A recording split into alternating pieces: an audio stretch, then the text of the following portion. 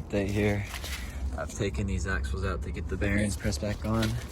Went to a machine shop nearby and got them pressed on. Fit real nice.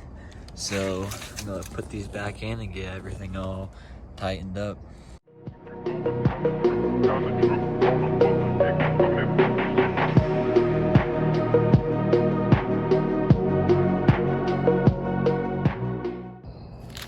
Well, I had to stop there, but I got both axles back in, and I'll continue tomorrow.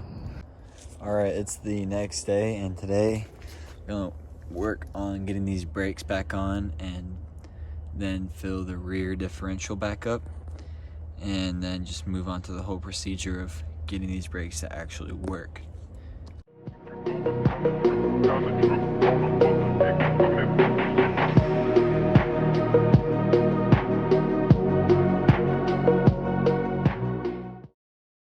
Next, we got some new brake lines to put in on the car, so let's go put those brake lines in.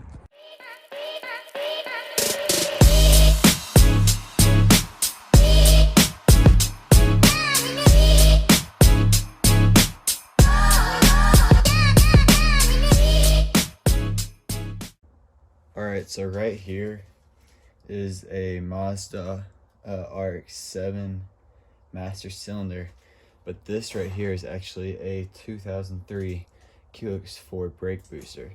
And the only reason I can fit this in there is because I do not have a manual transmission. Now, if I ever do a manual transmission swap, I'm going to have to get the correct brake booster, or else I won't be able to put a clutch master cylinder in there. But I've actually gotten this to work, and this whole mount will still be able to mount back to the original brake booster. So I'm gonna bleed this real quick, go put it on the car, and then we'll bleed the brakes and see if they work.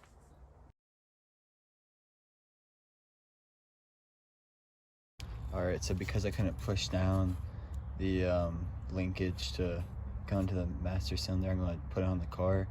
That way I have better leverage. And here we go.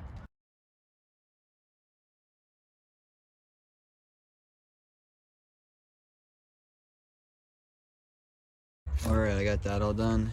Next I got these speed bleeder things. I only got 2, even though I would need 3. So I'm just gonna put them in the front, and I'll tell you how it goes. Time to bleed the brakes.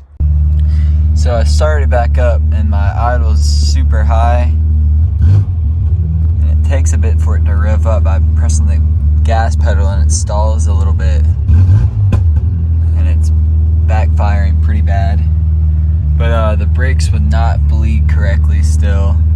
My front driver's side, every time I push on the pedal, would come out a little bit, but then once you let go, it would go right back in.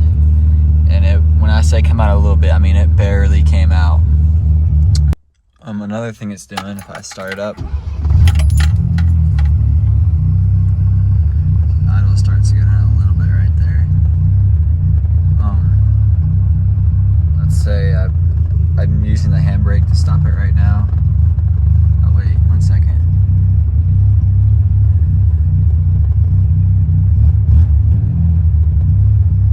Put it into reverse, take the handbrake off, and don't give it any gas, just let it go back on its own.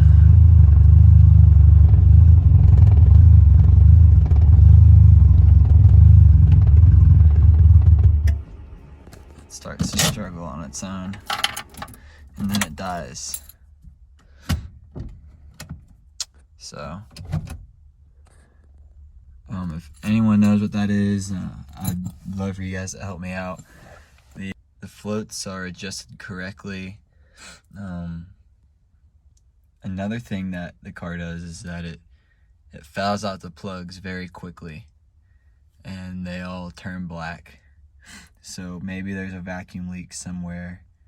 I don't know if it's a fuel issue or spark issue or what. But anyway, that's gonna be the end of the video. Please comment anything down in the comment section if you have any idea of what it could be.